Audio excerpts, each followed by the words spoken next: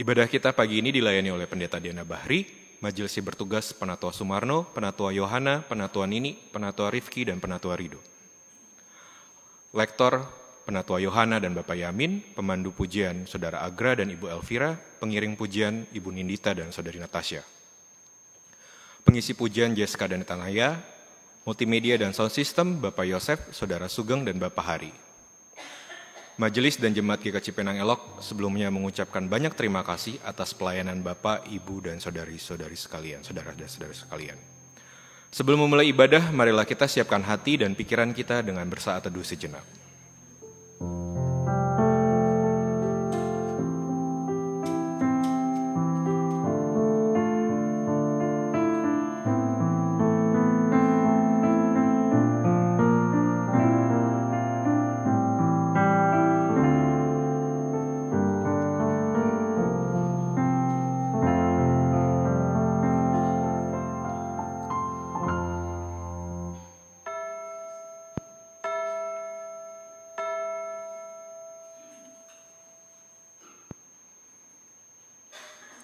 Umat Tuhan, kita nyalakan lilin Prapaskah kelima.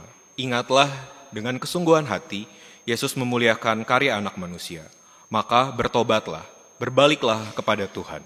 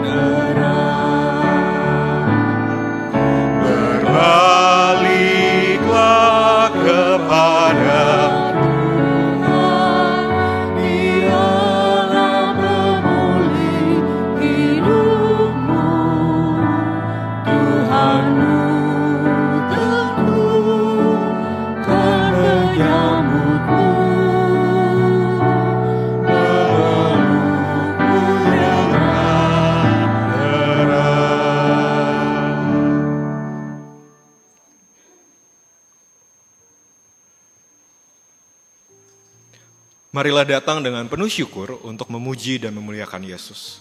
Dialah Sang Anak Domba yang kudus yang memikul dosa dunia.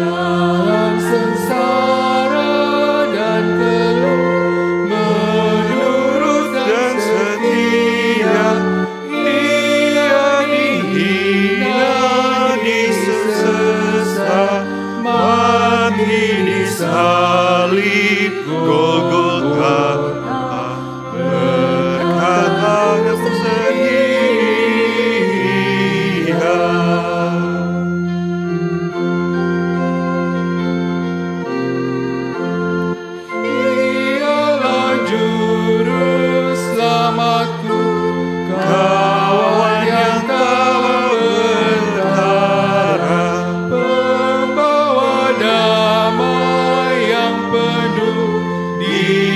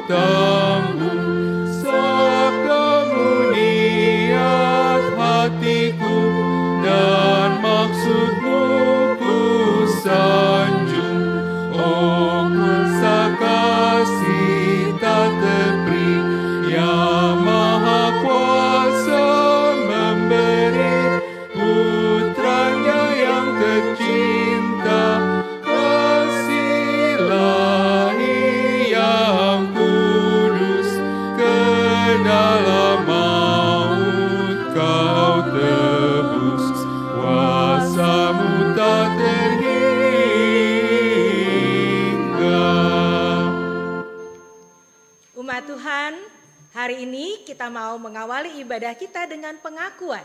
Pertolongan kita adalah dalam nama Tuhan yang menjadikan langit dan bumi.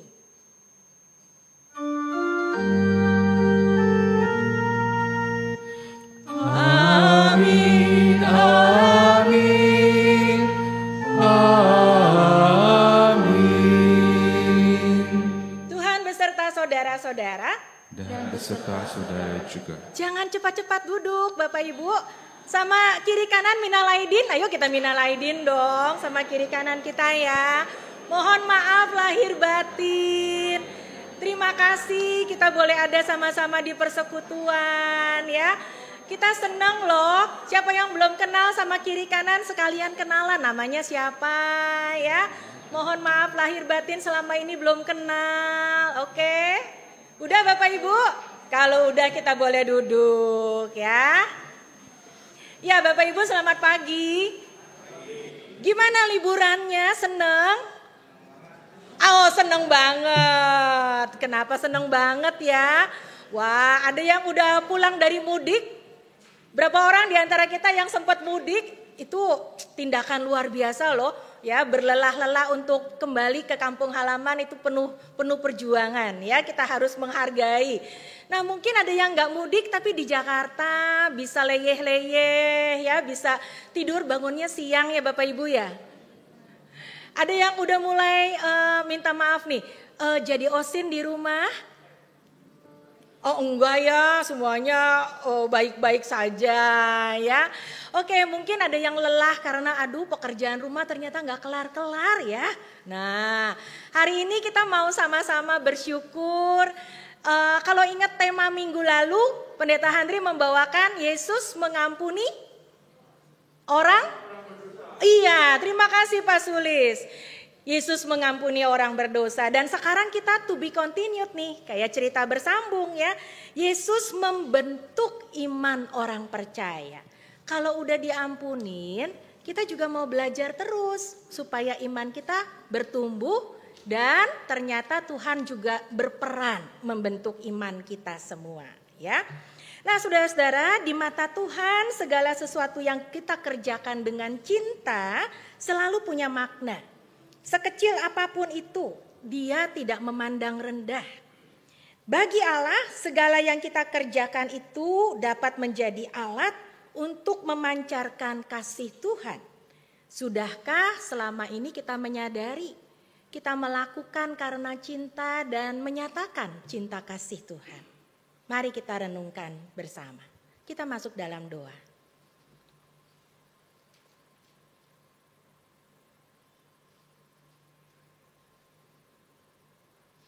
Allah yang Maha Kasih, Engkau telah menganugerahkan kepada kami banyak kesempatan untuk bertumbuh dalam iman kami. Tapi kadang kami tidak menyadari itu. Ketika kami menghadapi kesulitan, kami sedang ditempa, kami sedang dibentuk,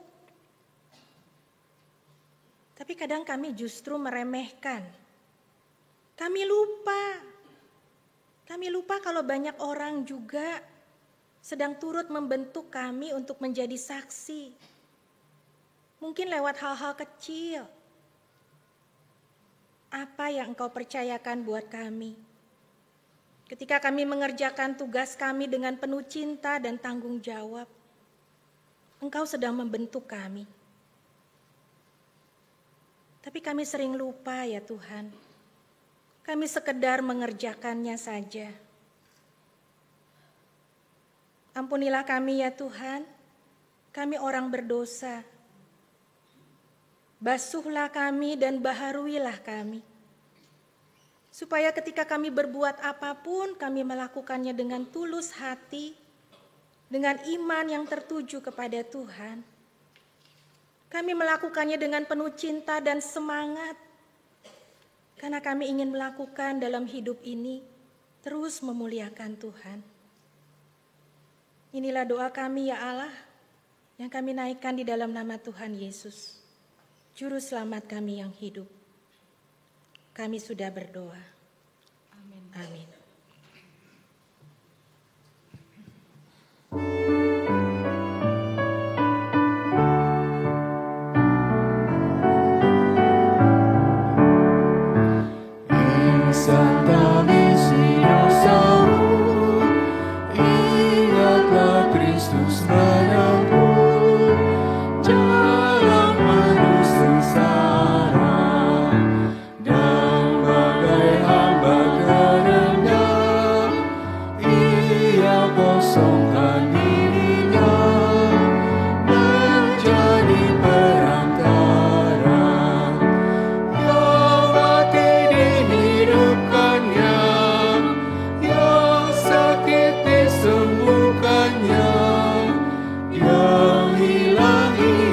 menyadari berkorban diri akhirnya memikul dosa dunia di atas kayu salib.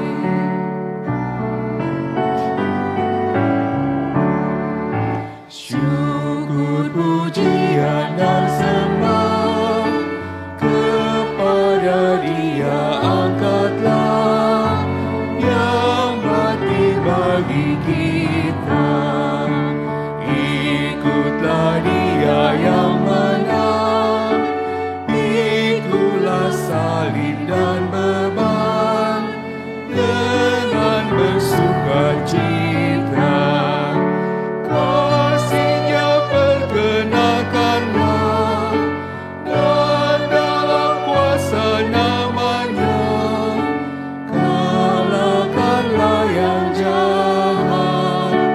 Ingat darah-Nya yang kudus, yang bagi Allah Bapamu berharga tinggi amat. Bapak Ibu Saudara, kasih Allah tercurah atas hidup kita. Itulah pengampunan. Dan surat 1 Petrus pasal 1 ayat 18 dan 19 menyatakan demikian.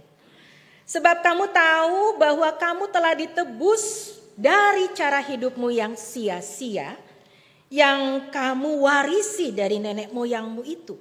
Bukan dengan barang yang fana, bukan pula dengan emas atau perak, melainkan dengan darah yang mahal, yaitu darah Kristus, sama seperti darah anak domba yang tidak bercacat dan tak bernoda. Bapak Ibu, saudara-saudara, kita semua di dalam Kristus telah diampuni. Di dalam Kristus kau pun telah diampuni. Damai Kristus bagimu. Damai Kristus bagimu juga. Kita nyanyikan bersama dengan satu penghayatan dan penuh sukacita. Yesus Tuhan, Engkaulah Mesias.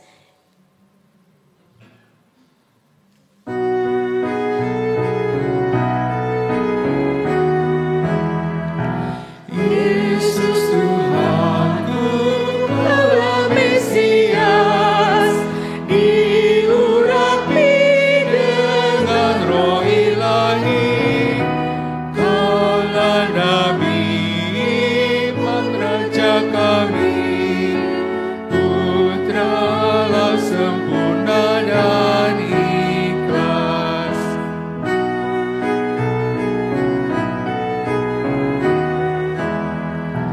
Kau setara dengan Allah Bapa, tata sorga kekal kau miliki, rela turun ke dunia ini, kau menjadi rendah bagai hamba.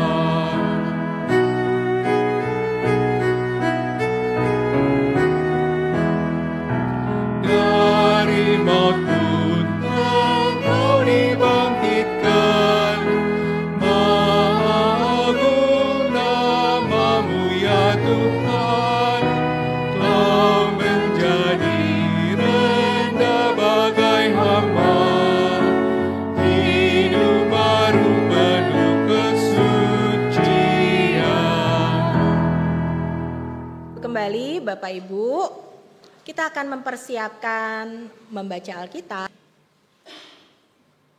Bapa yang baik, kami mengucap syukur karena Engkaulah yang menjadi sumber kekuatan buat kami.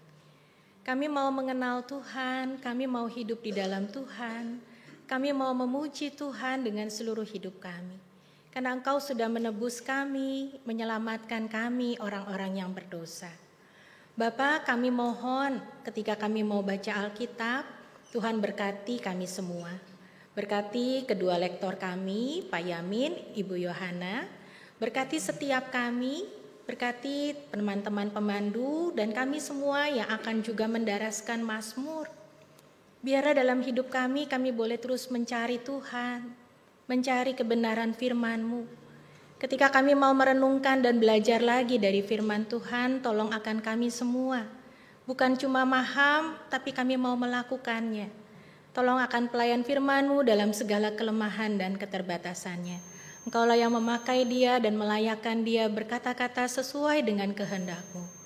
Bapa, tolong kami semua supaya dengan kuat kuasa Roh-Mu yang kudus, kami boleh dimampukan melakukan kebenaran firman Tuhan dalam hidup kami tiap-tiap hari. Dan Tuhan dimuliakan dengan seluruh yang kami lakukan. Inilah doa kami, permohonan kami di dalam nama Tuhan Yesus. Yang kami tahu Tuhan, Engkau sudah mati, Engkau bangkit untuk menebus hidup kami.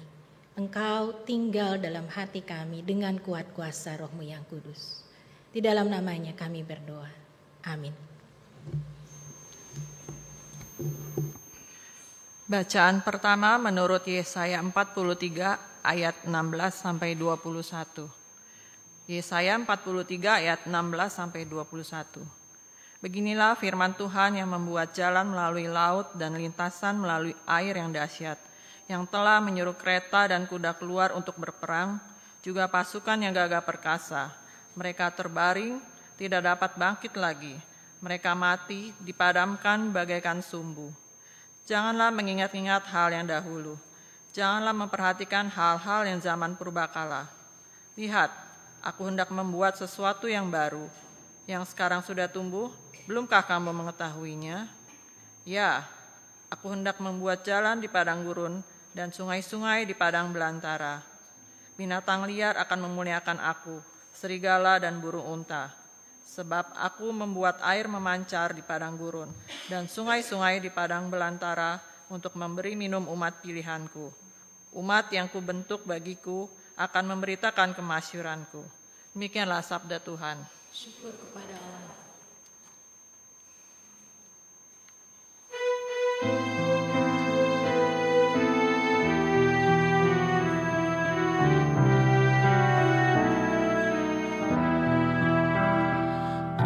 Sudah melakukan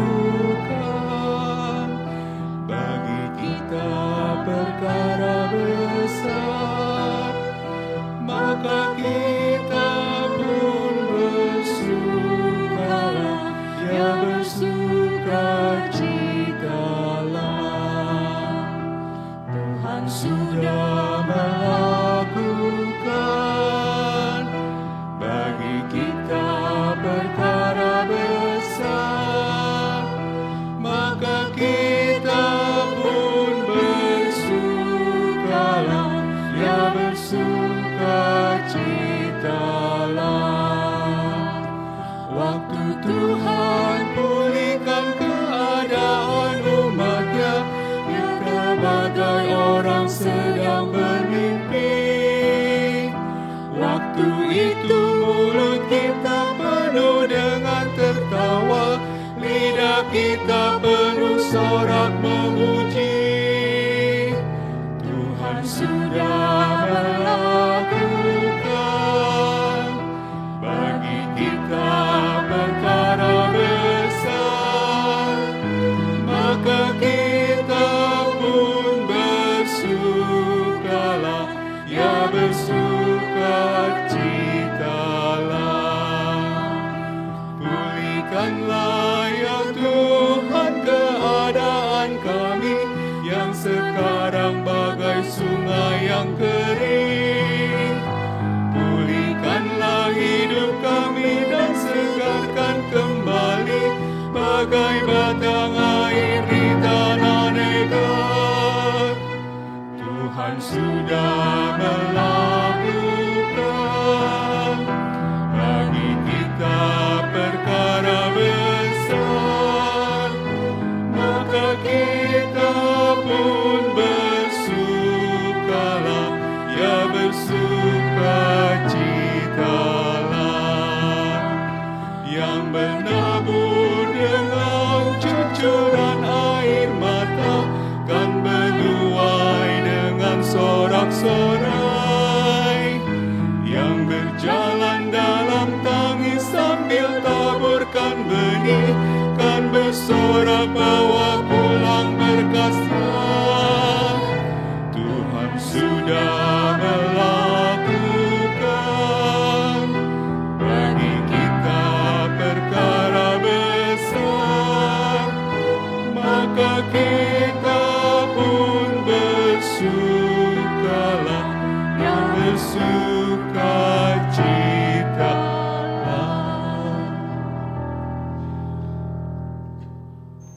Saudara jemaat, bacaan kedua menurut Filipi 3 ayat 4b sampai dengan 14. Filipi 3 ayat 4b sampai dengan 14. Jika orang lain menyangka dapat mengandalkan hal-hal lahiriah, aku lebih lagi, disunat pada hari ke-8, dari bangsa Israel, dari suku Benyamin, orang Ibrani asli, tentang pendirian terhadap hukum Taurat, aku orang Farisi.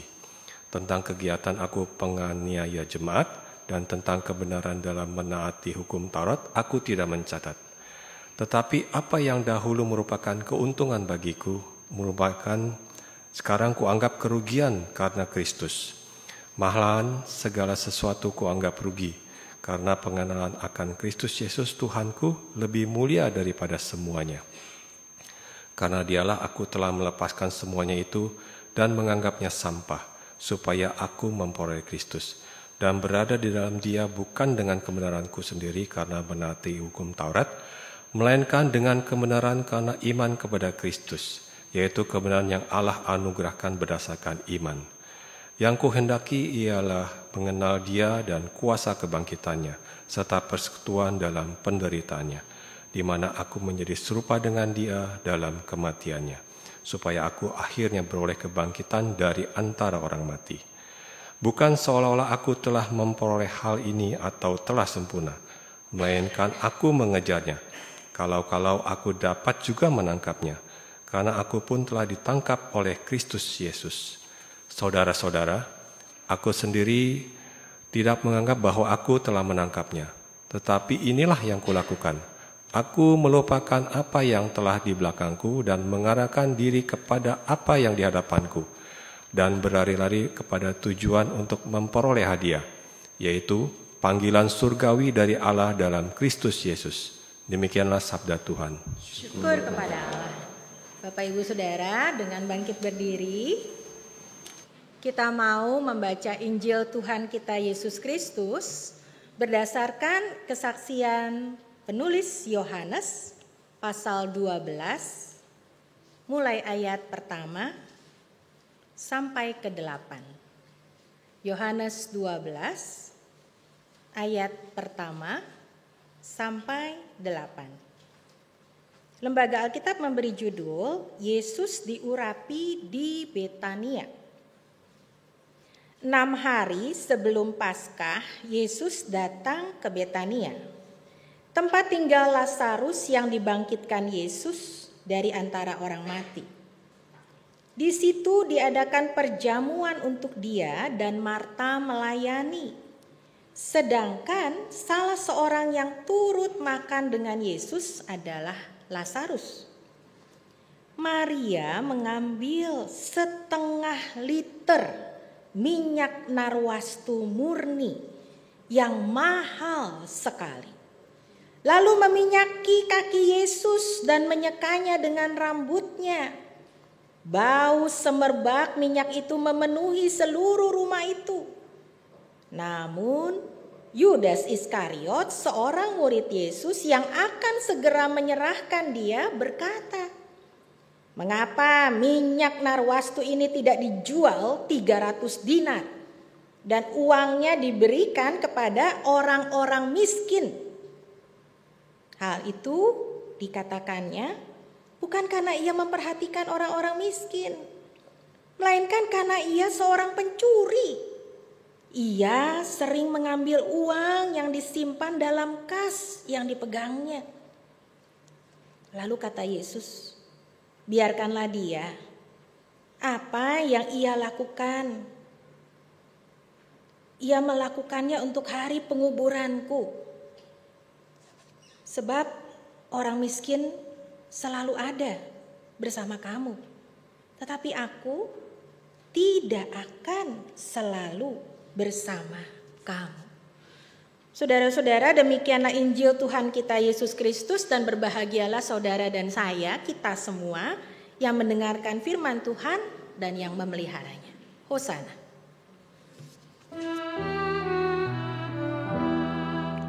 Hosana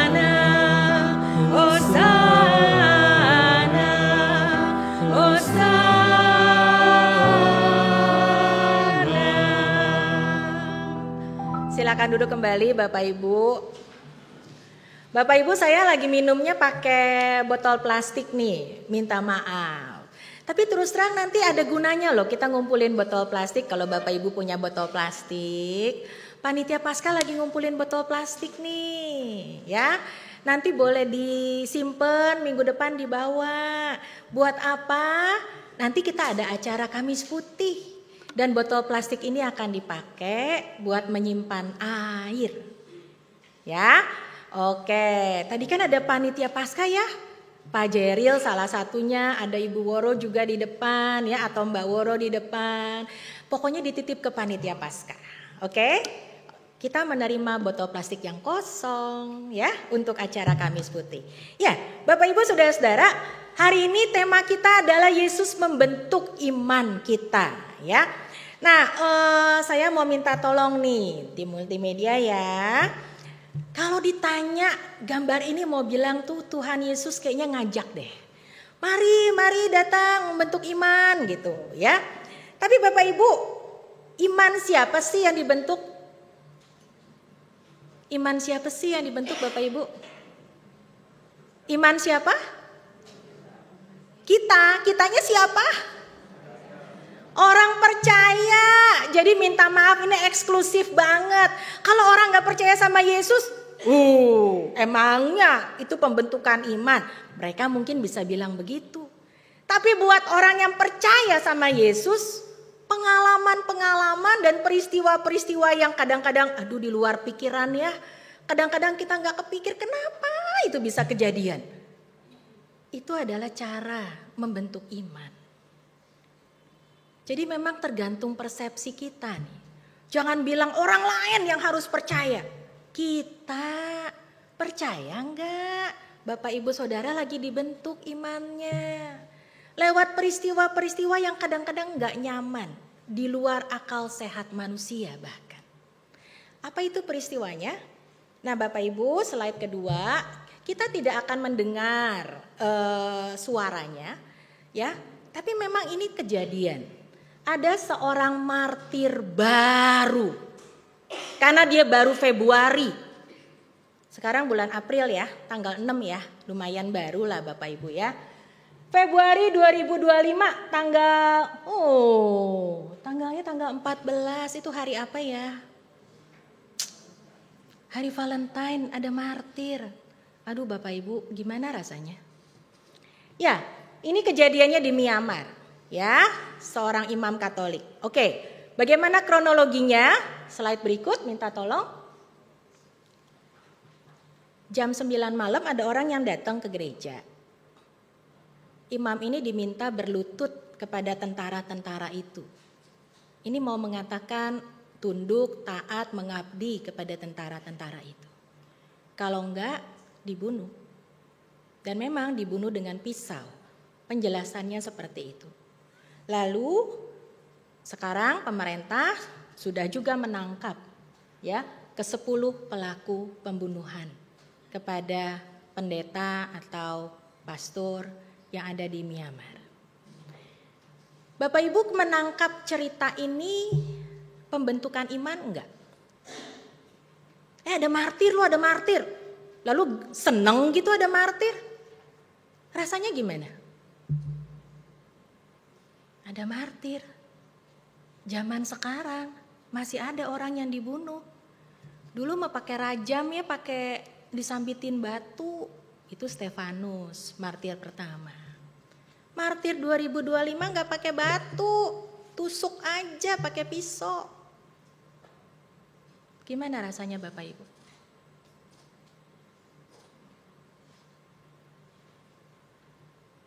Mau jadi orang Kristen tetap?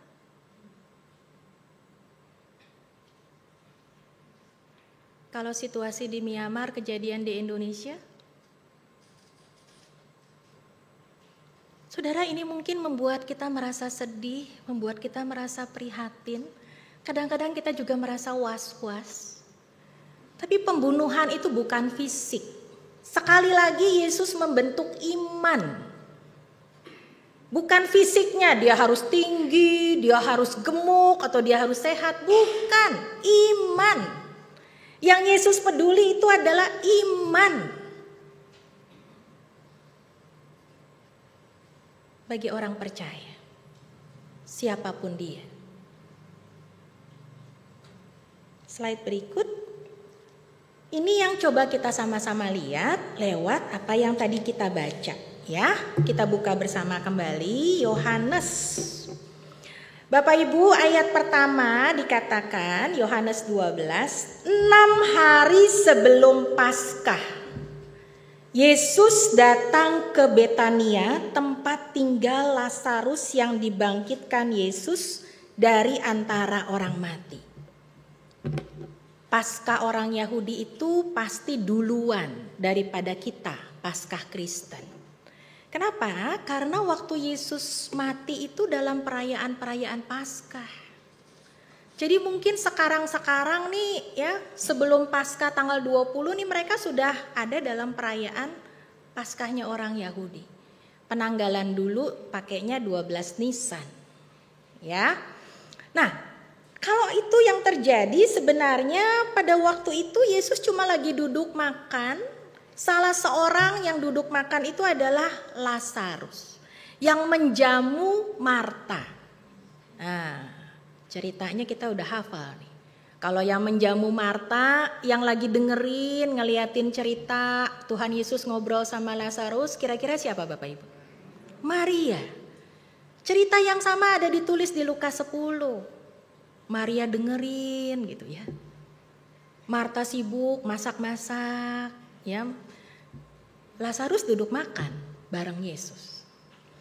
Nah Bapak Ibu, kalau kita ngelihat peristiwa ini sebenarnya kita juga harus melihat apa yang terjadi sampai perayaan Paskah ini.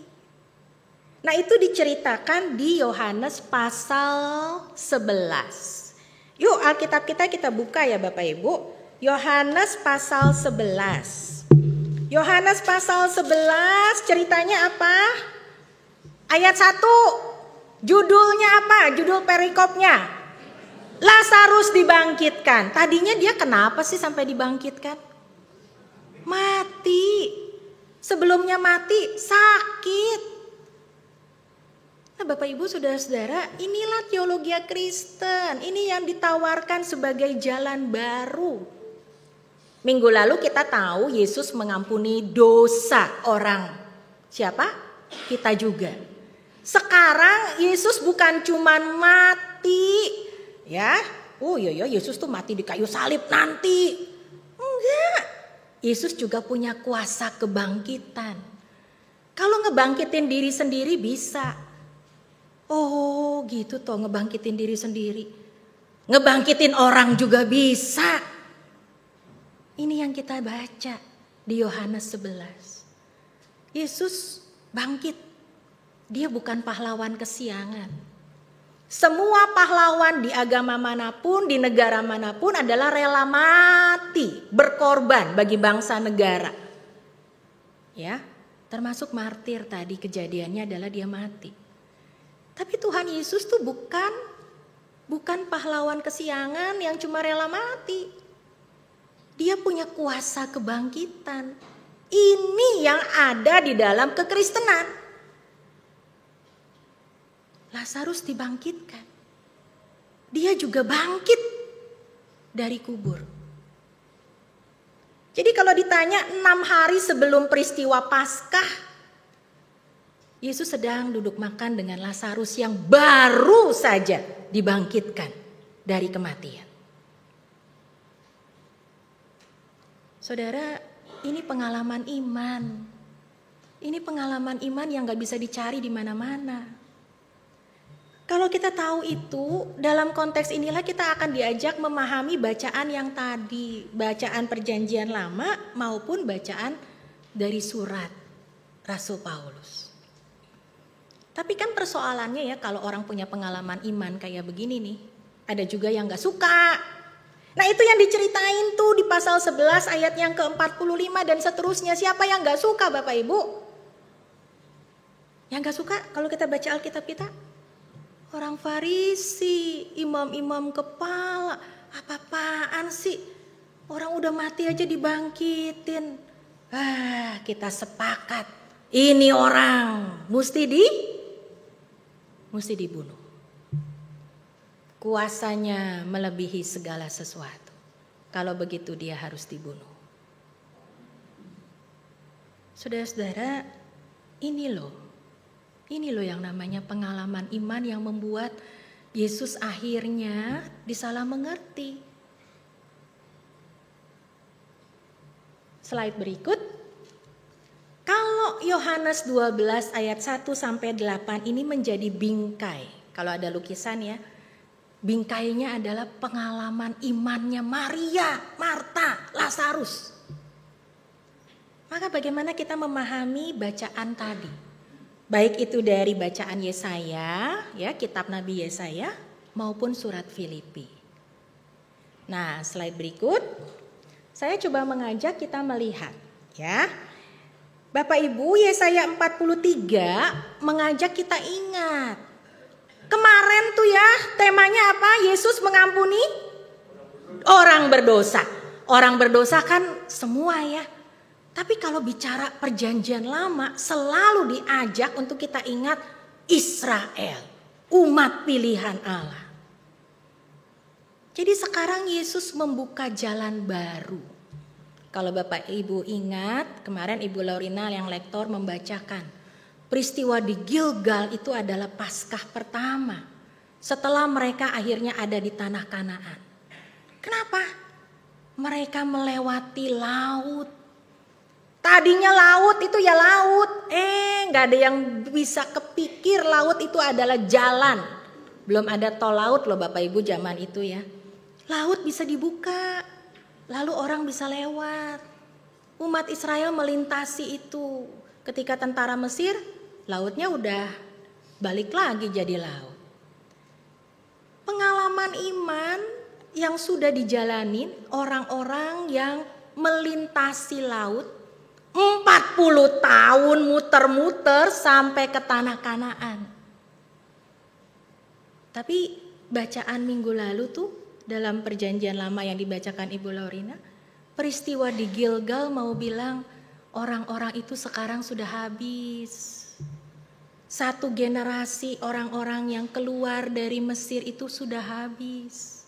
Yang ada adalah anak-anak yang lahir dalam perjalanan.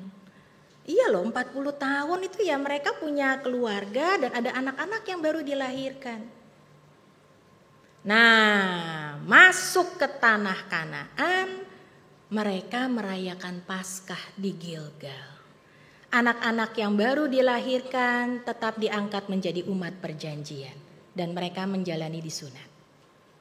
Itu pengalaman iman yang dulu, yang gak perlu diingat-ingat lagi. Ini penulisan kitab Nabi Yesaya. Kenapa? Aku sekarang bikin sesuatu yang baru, bukan yang itu. Jadi bukan itu yang perlu diingat. Aku membuat sesuatu yang baru dan umatku yang kubentuk itu akan memasyurkan nama Allah. Sekarang Tuhan punya cara lain buat membentuk iman orang Israel. Karena udah gagal tuh ya, pakai nabi-nabi udah gagal, pakai pengalaman tulah juga, pakai pengalaman sakit lah, segala macam tuh belum berhasil. Satu generasi sudah lewat. Sekarang Tuhan pakai cara baru.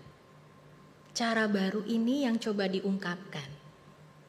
Cara barunya bagaimana? Allah menjadi Allah secara pribadi. Yesaya mulai pasal 41 sampai 55 bicara tentang Allah yang mengenal kita, Allah yang menyelamatkan kita secara pribadi.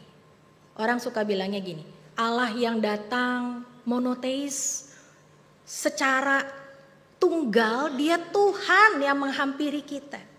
Tuhan yang dalam sosok seorang hamba yang rela menderita.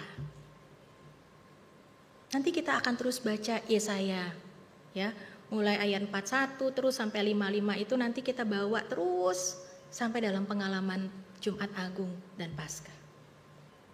hamba Tuhan yang menderita. Itu cara yang dipilih oleh Allah untuk menyelamatkan kita. Jadi kan dikatakan di sini di ayat yang ke-21, lalu ditulisin juga di 22, 23 ya, Yesaya 43 tadi. Allah nggak menuntut apa-apa, nggak menuntut korban bakaran, enggak. Allah tuh cuma ingin membentuk iman dengan cara baru. Tidak memberi beban kepada umat Israel. Allah yang berkarya. Nah, Bapak Ibu Saudara-saudara, ini cara Tuhan membentuk iman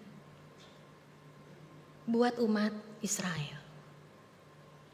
Lalu apa yang terjadi buat kita yang percaya, yang sudah mengalami Tuhan? Ini yang coba disaksikan oleh Rasul Paulus. Slide berikut. Ya, tadi Pak Yamin membacakan buat kita, kalau Paulus itu sudah diselamatkan Allah, dia punya pengalaman perjumpaan pribadi dengan Tuhan, lalu dia bilang, saya nggak perlu status ya. Kalaupun saya pintar, jadi orang Farisi, dia masuk dalam mazhab itu. Ya, kalaupun dia termasuk warga negara Roma, itu nggak penting lagi status. Yang Paulus lihat penting itu adalah bagaimana dia bisa mengenal Kristus. Bagaimana dia terus melihat hidup ini pertandingan iman. Saudara, ini sering banget dipakai sama Paulus. Karena dulu tuh dunia atletik ya, di zaman-zaman Yunani dengan kejayaannya. Orang lari dalam lintasan. Pokoknya ya, nanti sampai garis finish. Bagaimana setia dengan iman kita sampai garis akhir. Itu selalu dipakai sebagai gambaran. Berlari menuju panggilan sorgawi. Terus waktu udah lari sampai garis akhir, itu bukan karena kita baik. Enggak, justru kita menerima panggilan itu sebagai hadiah, anugerah. Allah menyelamatkan di dalam Kristus. Ini keyakinan iman Paulus. Dia cuma harus terus bertekun mengenal Allah, terus menjalani hidup dalam pertandingan iman seperti orang yang sedang berlari dalam lintasan sampai nanti akhir. Dan di garis akhir itu dia tahu ada Kristus yang menganugerahkan keselamatan sempurna. Nah, saudara, ini pengalaman iman yang membawa Paulus untuk melihat hidupku tuh sekarang beda dari yang dulu. Karena Yesus melakukan sesuatu yang membaharui. Slide berikut. Sekarang bagaimana dengan kita? Bapak Ibu berasa nggak Tuhan lagi membentuk iman kita? Pengalaman apa yang membuat Bapak Ibu berasa, oh iya ini proses loh ternyata. Tuhan lagi membentuk iman saya. Walaupun kayaknya nggak enak banget, kenapa saya harus ngalamin begini? Mungkin kita bisa menjerit dan bergumul dengan keadaan-keadaan kita. Tapi Bapak Ibu, Tuhan kan punya banyak cara untuk membentuk iman kita. Kita nggak bisa membatasi cara Tuhan. Nah, sekarang kita lihat Maria. Slide berikut. Ketika Maria waktu itu sampai mengurapi kaki Yesus, Maria tuh punya pengalaman keseharian apa sih? Saya cuma kasih 3 poin, sebenarnya kalau diceritain mungkin panjang. Maria tahu Lazarus sakit. Ini saudaranya.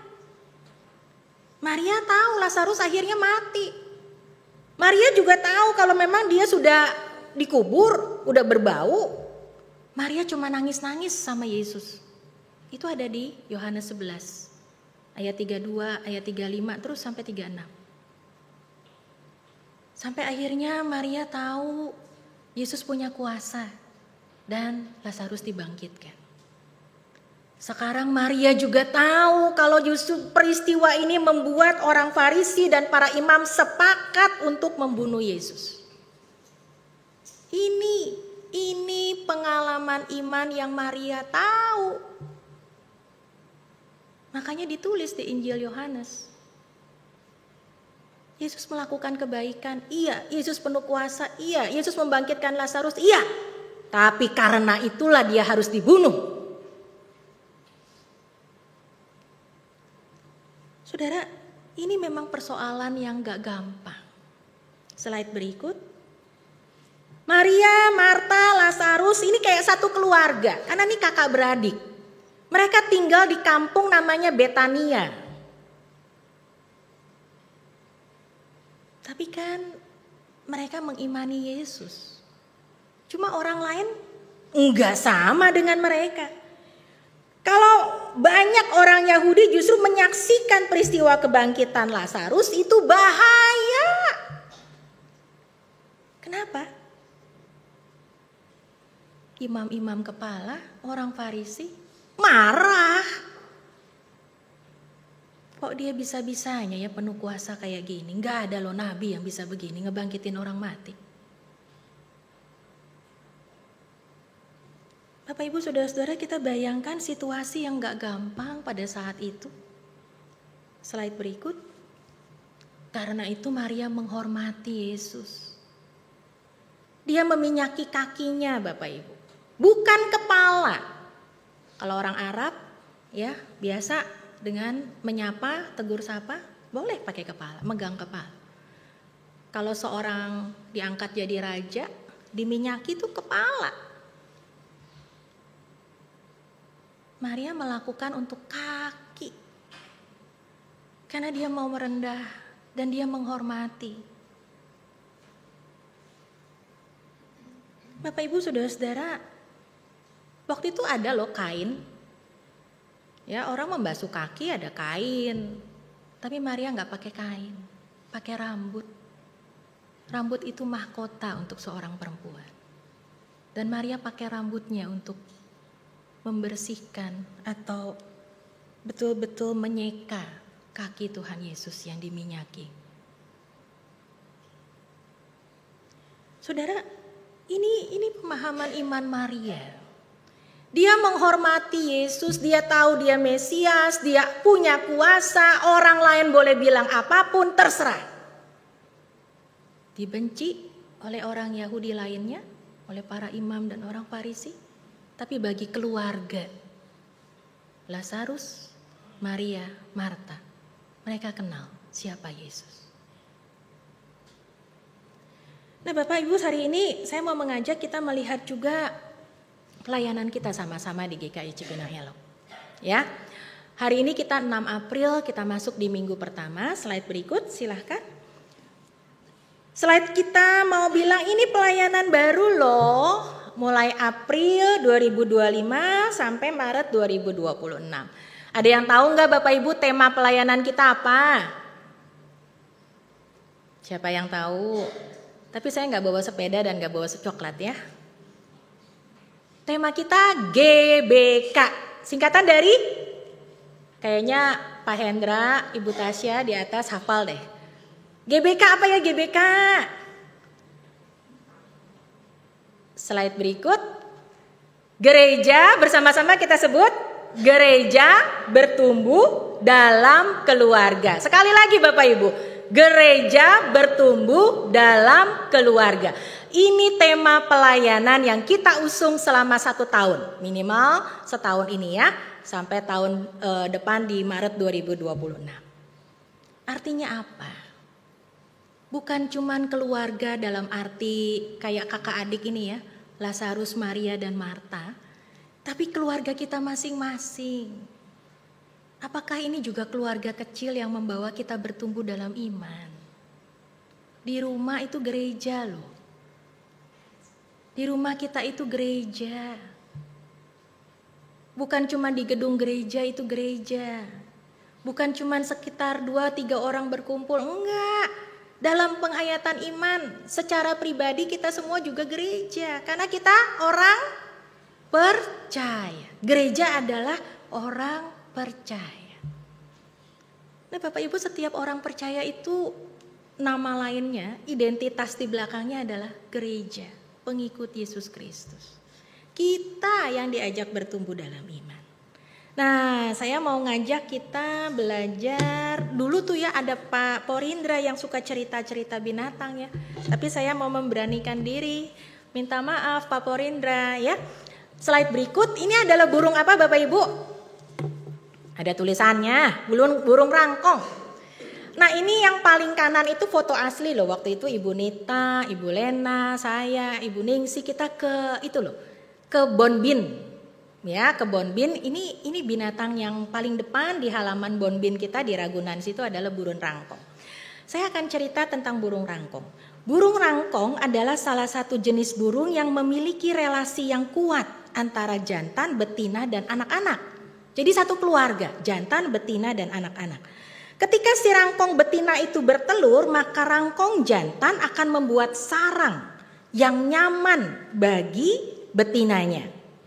Menutup lubang, lalu sarangnya itu juga ditutup dengan lumpur, lalu juga menyisakan lubang kecil supaya ada keamanan. Dan selama pengeraman itu dilakukan demikian 154 sampai 183 hari. Berapa bulan tuh Bapak Ibu? 154 sampai 183 hari. Kira-kira 5-6 bulan ya. Rangkong jantan bertanggung jawab penuh untuk menyediakan makanan. Kan betinanya enggak lagi ngapa-ngapain, cuma lagi ngeramin telurnya. Melindungi keluarganya, betina dan anak-anaknya dari ancaman bahaya. Lalu rangkong betina dan anak-anaknya ini akan aman dan pasti aman dalam perlindungan. Nah Bapak Ibu Saudara-saudara, kalau ditanya kita belajar relasi yang kuat dari burung rangkong ini. Keluarga burung rangkong kalau di Indonesia katanya ada 13 macam. Burung enggang bahasa lainnya. Itu binatang ciptaan Tuhan loh. Relasinya kuat. Saya nggak tahu manusia ciptaan Tuhan relasinya kuat nggak Bapak Ibu? Dalam keluarga kita relasinya kuat, saling melindungi, saling peduli. Nah ini juga yang mau kita bangun bersama di dalam komunitas GKI Cipinang Elok. Kita mau sama-sama bertumbuh. Slide berikut. Kita mau sama-sama bertumbuh dalam iman. Dan kita dibentuk lewat setiap pengalaman. Bapak Ibu, pengalaman iman itu kadang-kadang gak selalu enak. Tapi justru menarik kita untuk melihat ternyata Tuhan itu ya. Saya baru tahu loh setelah menjalani sekian lama. Akhirnya kita tahu mendapat hikmahnya dari pengalaman. Sekian lama mungkin kita susah, mungkin kita sakit, mungkin kita bergumul berat. Akhirnya kita mengerti maksud Tuhan. Nah saudara, jangan bingung kalau Alkitab selalu mengatakan jadilah seperti anak kecil. Slide berikut. Anak kecil tuh kira-kira biasanya ngapain sih? Kalau bayi bergantung penuh sama orang tuanya, sama ibunya misalnya ya. Anak kecil bergantung penuh. Nah kita tuh mau gak sih bergantung penuh sama Tuhan? Sehingga kita bisa terus bertumbuh lewat pengalaman-pengalaman yang membawa kita untuk makin dewasa. Dewasa dalam iman, bukan fisik. Nah saudara-saudara, inilah yang menjadi panggilan kita bersama-sama. Gak ada orang yang sempurna. Dan tidak ada orang yang terlambat untuk bertumbuh dalam iman. Justru kita diajak sama-sama bertumbuh. Saya ingin menutup dengan sebuah ayat yang kita mau baca bareng. Lalu kalau boleh kita hafalkan juga ya. Slide terakhir. Kita baca sama-sama Bapak Ibu. Matius 18 ayat 3. 3, 2, 1. Aku berkata kepadamu, sesungguhnya jika kamu tidak bertobat dan menjadi seperti anak kecil ini, kamu tidak akan masuk ke dalam kerajaan sorga. Tuhan Yesus enggak lagi ngancem. Bukan. Kamu kalau gak bertobat jadi anak seperti ini, kamu nanti gak masuk ke sorga. Bukan ngancam. Justru dia mau lihat pertumbuhan iman kita. Kalau orang dewasa kan kadang-kadang merasa, masa sih Tuhan bisa? Masa sih pengalaman gak enak ini membawa kita makin dekat sama Tuhan? Gak mungkin. Kita akan punya banyak persepsi. Tapi coba lihat anak kecil. Bapak Ibu kalau pernah berantem waktu main sama teman, kita mungkin musuhan, lalu baikan lagi, betul? Ada jempol sama kelingking. 1 jam yang lalu berantem, main karet misalnya, ya. Akhirnya 1 jam kemudian keluar lagi, main bareng lagi. Itu anak kecil, enggak menaruh dendam. Dalam banyak pengalaman kita diajak untuk dibentuk dalam iman, bukan fisik. Seperti anak kecil yang mau terus bergantung sama Tuhan.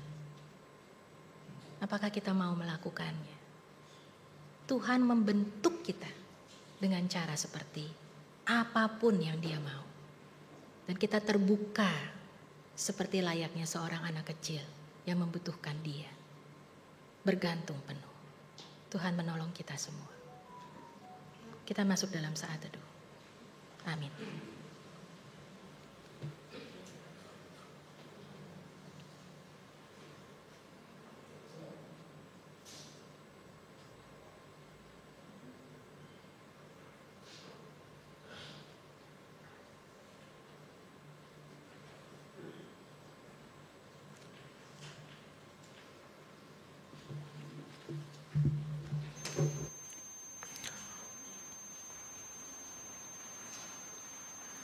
Marilah kita bangkit berdiri bersama-sama dengan umat Allah di masa lalu, masa kini, dan masa depan. Marilah kita mengucapkan pengakuan iman rasuli demikian. Aku percaya kepada Allah, Bapa yang Maha Kuasa, Halik langit dan bumi, dan kepada Yesus Kristus, anaknya yang tunggal Tuhan kita, yang dikandung daripada Roh Kudus, lahir dari anak darah Maria, yang berita sengsara di bawah pemerintahan Pontius Pilatus, disalibkan, mati dan kuburkan, turun dalam kerajaan maut. Pada hari yang ketiga, bangkit pula di antara orang mati. Naik surga, duduk di sebelah kanan Allah, Bapa yang Maha Kuasa. Dan dari sana Ia akan datang untuk menghakimi orang yang hidup dan yang mati. Aku percaya pada Roh Kudus, gereja yang kudus dan am, persekutuan orang kudus, pengampunan dosa, kebangkitan orang mati dan hidup yang kekal. Amin. Umat dipersilakan duduk kembali. Bapak Ibu, kita mau berdoa, kita mau menaikkan syafaat kita. Mari kita berdoa. Bapak yang baik, kami bersyukur kami boleh ada dalam satu persekutuan, dan saat ini kami juga mau bawa syafaat kami kepadamu. Kami tahu Tuhan, teman-teman remaja dan juga kakak-kakak guru sekolah minggu sedang menyiapkan camp. Berkati mereka dan tolong mereka. Kami juga mau berdoa secara khusus buat segala kesempatan untuk kami boleh sama-sama menghayati masa Prapaskah. Berkati panitia Paskah yang menyiapkan segala sesuatu untuk berbagai acara sampai tanggal 20 nanti. Kami juga mau berdoa saat ini buat teman-teman, saudara, ataupun juga anggota keluarga kami yang sedang sakit.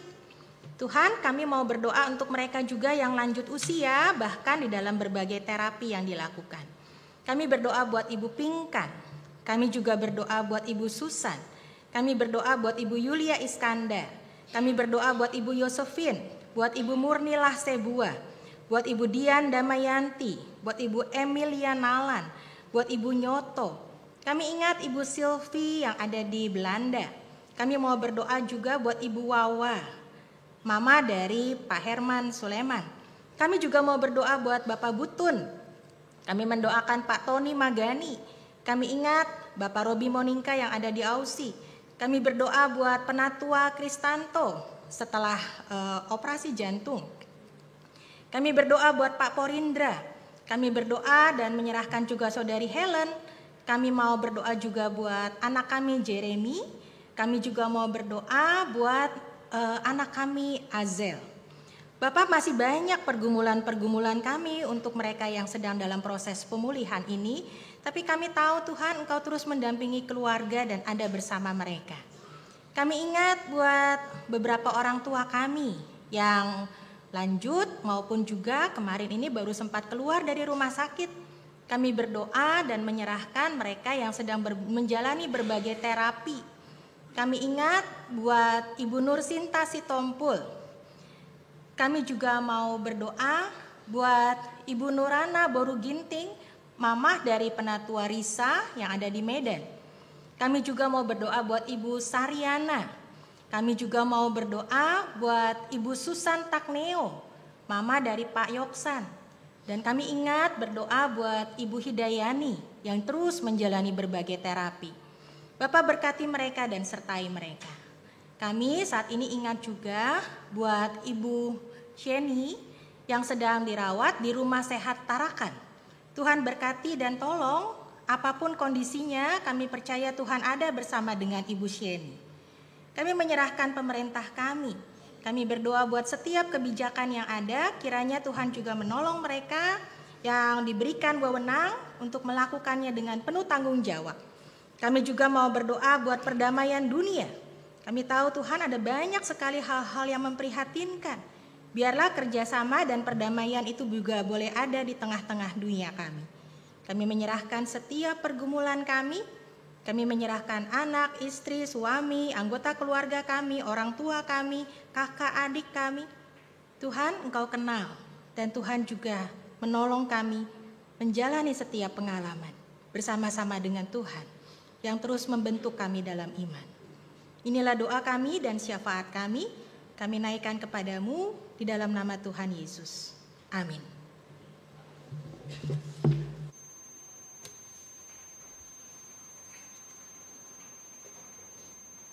Marilah kita menyatakan ungkapan syukur kita kepada Tuhan melalui persembahan dengan nats dari Kolose 3 ayat 17. Dan segala sesuatu yang kamu lakukan dengan perkataan atau perbuatan, lakukanlah semuanya itu dalam nama Tuhan Yesus, sambil mengucap syukur oleh Dia kepada Allah Bapa kita. Dalam tiap ibadah bersama pukul 9 dan pukul 17, persembahan akan kita edarkan melalui kantong persembahan. Bila Bapak dan Ibu memilih sarana transfer, maka tidak dibatasi pada hari Minggu saja. Persembahan dapat ditransfer ke rekening gereja dan saat ini juga bisa menggunakan QRIS.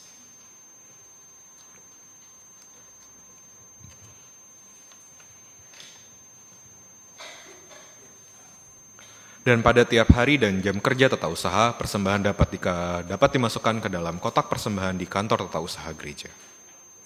Marilah sekarang kita membawa rasa syukur kita dengan pujian dari Kidung Jemaat 286, Bumi dan Langit Pujilah.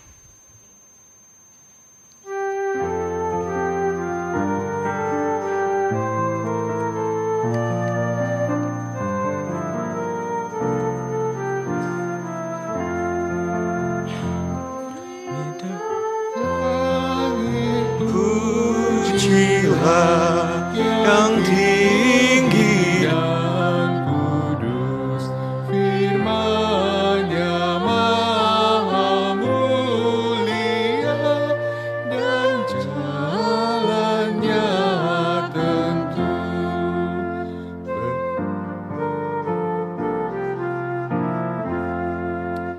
Betapa kasih hikmat-Nya, kehendak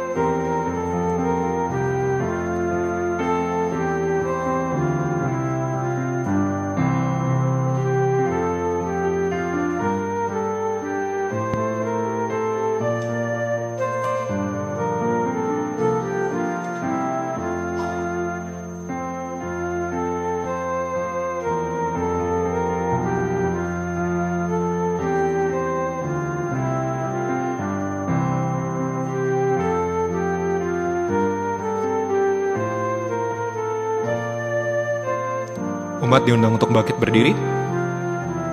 Kita menyanyikan lagu yang ayat yang ke-7. Dan langit Pujilah yang tinggi dan kudus, firman-Nya maha mulia dan jalan-Nya tentu.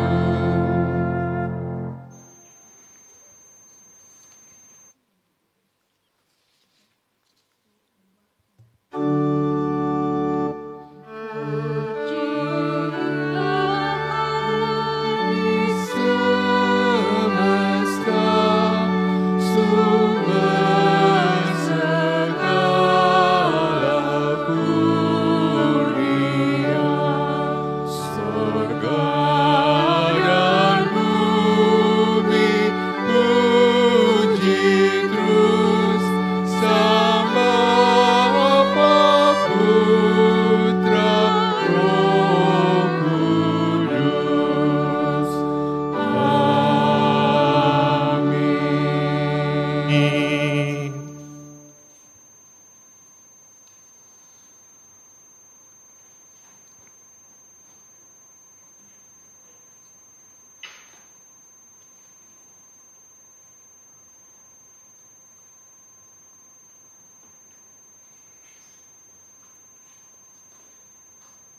Marilah kita bersatu di dalam doa.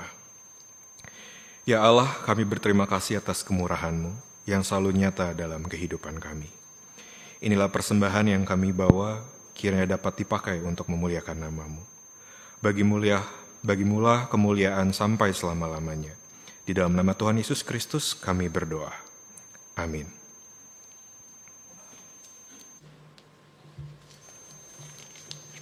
Bapak Ibu, saudara-saudara, kita diajak untuk terus melihat kebaikan dan kasih Tuhan.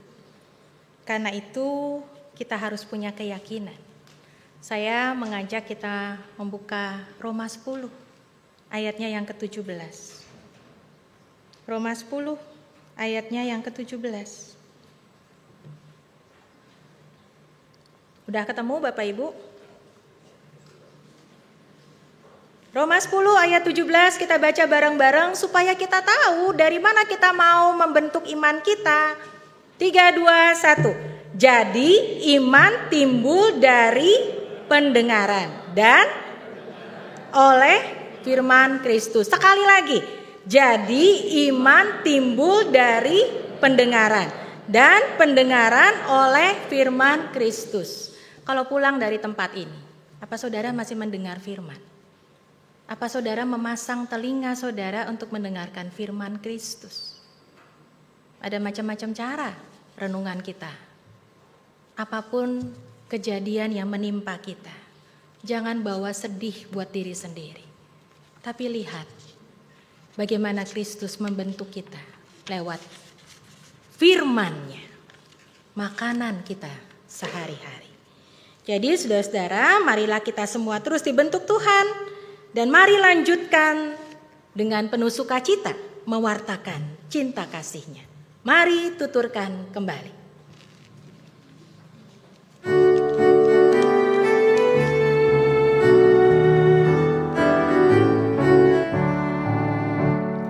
Mari tuturkan kembali kisah yang indah benar, warta berharga sekali, Yesus pahlawan besar. Bawa di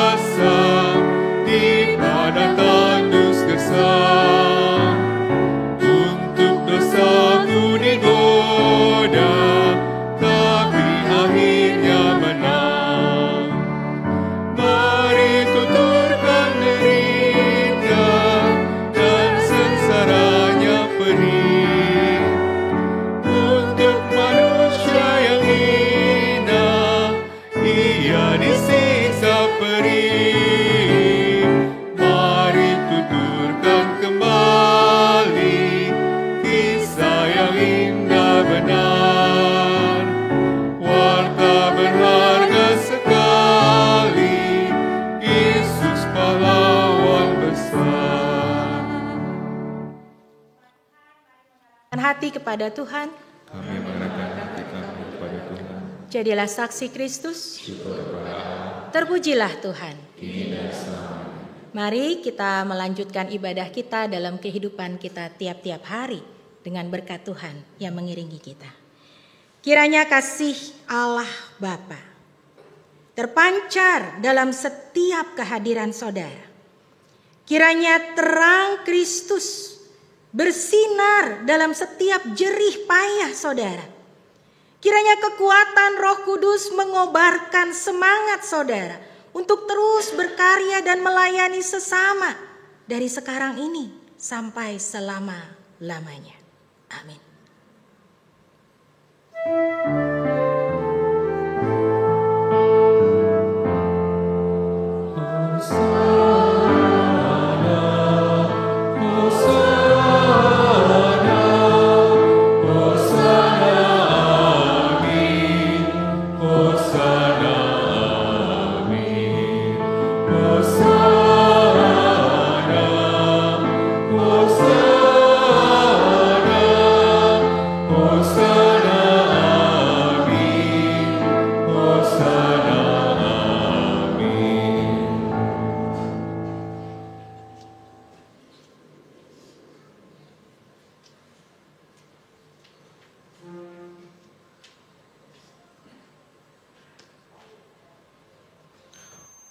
Marilah kita menyanyikan kembali Kidung Keesahan 144, mari tuturkan kembali.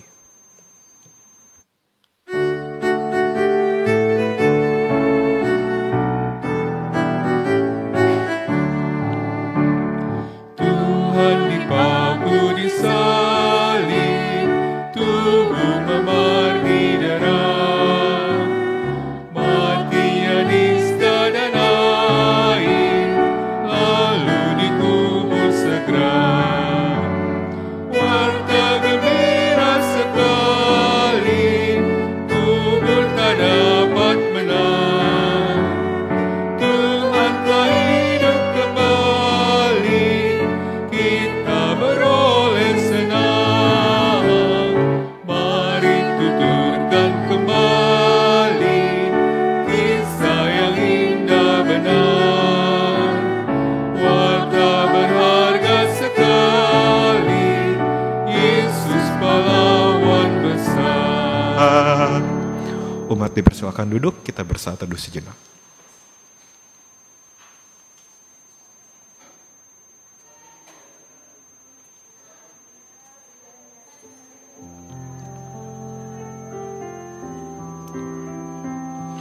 Sebelum kita meninggalkan ruang ibadah, kami mengingatkan untuk kegiatan sepekan sebagai berikut.